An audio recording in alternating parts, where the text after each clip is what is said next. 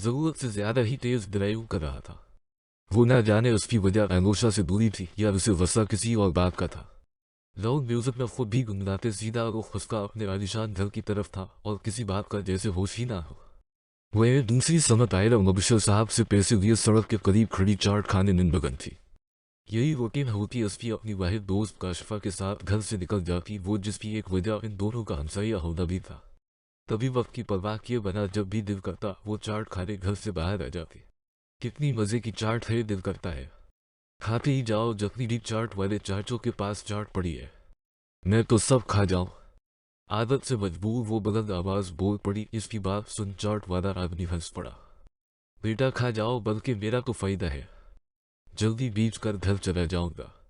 अफफ चाचो, काश मेरे पास इतने पैसे होते जो ये सारी चाट खा सकती मैं, लेकिन चाट वाले चाचो आप देख लेना, जब मेरी शादी एक उम्र इंसान के साथ होगी ना, तब ये सारी चाट मैं जरूर खाऊंगी। असफी अब की कही बात काशिफा और चाट वाले आदमी के काके का सबब बनी।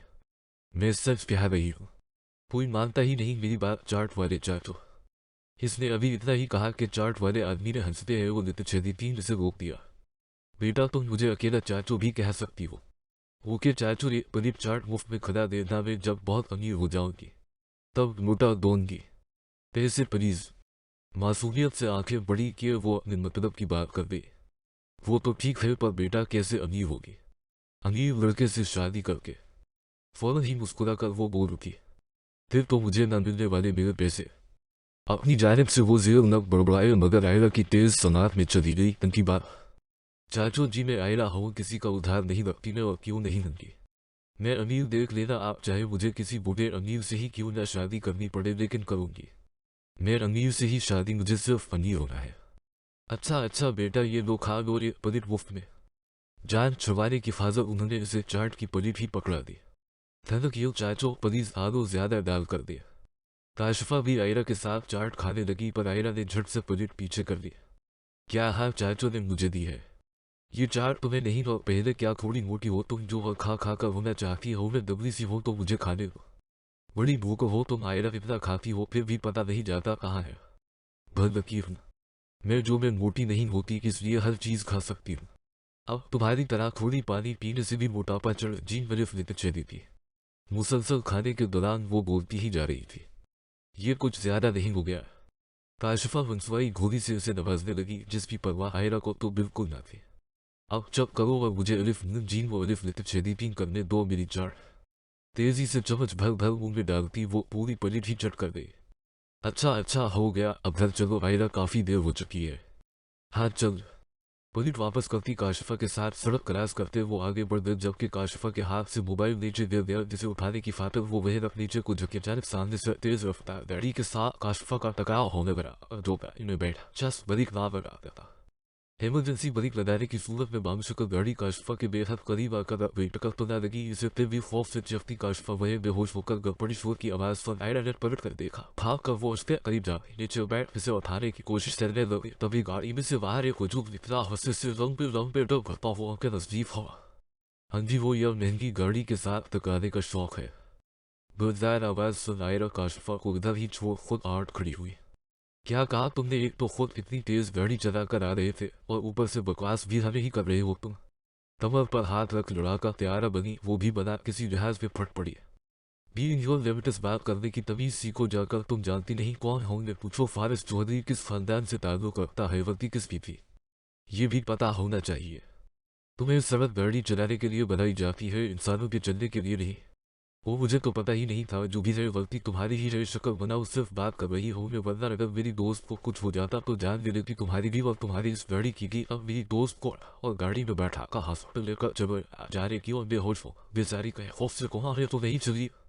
काशिफा को देखती खुद से अंदाजे लगा वो फारिस को हुक्म दे गई, रश काफी लग चुका था लोगों का, पर किसी ने भी बोलने की हिम्मत न थी।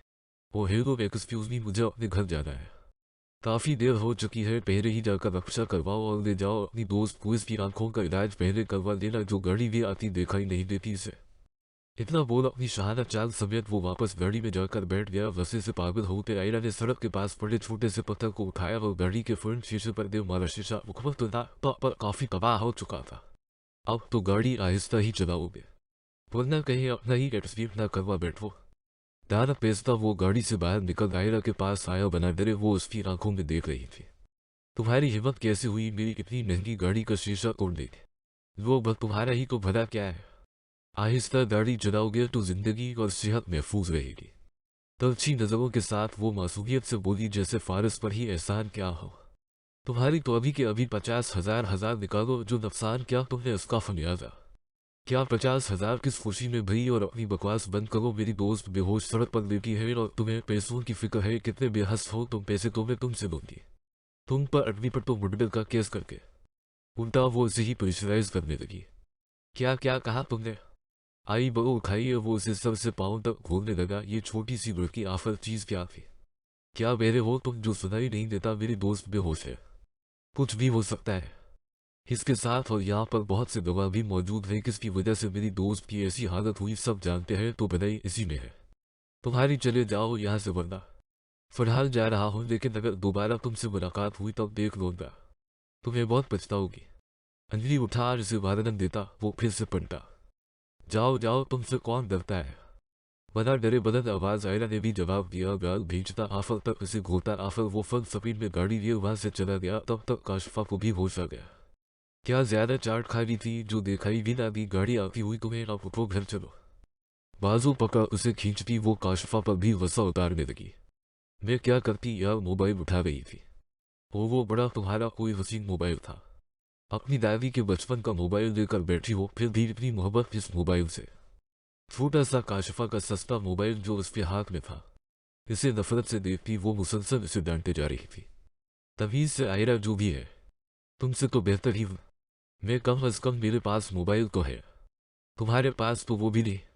काशिफा की बात जैसे उसके वसे पर तेल डालने का काम की रखकर वो काशिफा को खौफनाक नजरों से घूरने लगी। क्या हुआ? काशिफा ने भी रखकर पूछा।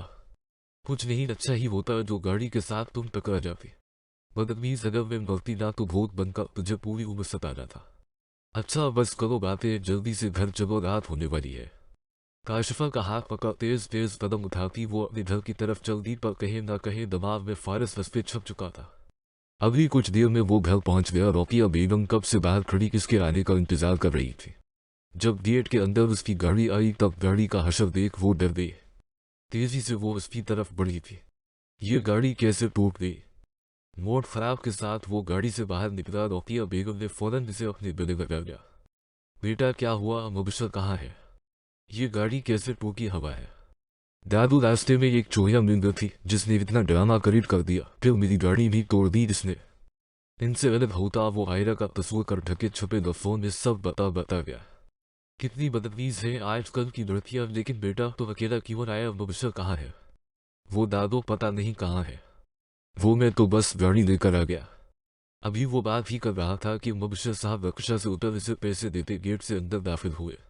मुबशर कहाँ पर था तो फारिस को अकेले क्यों आने दिया? देखो कैसे किसी बदतमीज लड़की ने गाड़ी बर्बाद कर दी। आजकल की लड़कियां मुझे तो जहर लगती है। देख लेना बेटा, मेरी जो पोता बहू होगी, कितनी प्यारी मासूम कम वो शरीफ लड़की होगी। वो दिन दुनिया के बारे में जिसे कुछ पता ही ना हो। दादू ये सब बातें बाद में कर लीजिएगा, अब अंदर चले। अफफ, ये पाकिस्तान में सूरज कितना होट है यार, ऊपर से मैं इतना होट, अब कैसे दो होट लोग एक जगह रह सकते हैं? उनके कांधे पर हाथ रख वो अंदर की तरफ बढ़ा। मुबशर साहब को मुकम्मल नजरअंदाज कर रहा था। वो मेरे वोट जे को बस कर, पूरी उम्र तुम्हें यहीं पर ही रहना है। जब मुंह हाथ धो ले, तेरे पसंदीदा पकवान मैंने खुद बनाए हैं। हाँ दादू, बस अभी आया। मुस्कुरा कर तेजी से वो अपने कमरे की तरफ दौड़ पड़ा।